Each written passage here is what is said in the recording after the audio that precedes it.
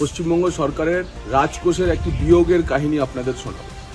হিডকো হচ্ছে housing infrastructure ডেভেলপমেন্টের mandate, অর্থাৎ সরকারের প্রমোটার, সরকারের ডেভেলপার। তার কাজ বাড়ি বানানো। তাও মেনে নিলাম যে মন্দির না, জগন্নাথ কালচারাল সেন্টার নামে হিডকো না হয় একটা বাড়ি বানিয়ে দিয়েছে, একটা মন্দিরের নাম দেওয়া হয়েছে তার। হিডকোর ভেতরের আমলারাই অত্যন্ত ক্ষুব্ধ এই ঘটনায়। এই রাজ্যটা রসাতলে গেছে।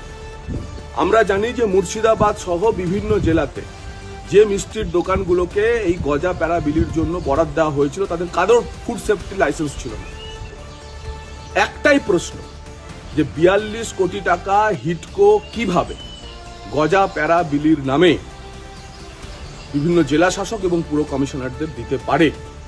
এই অধিকার কি হিডকোর আছে?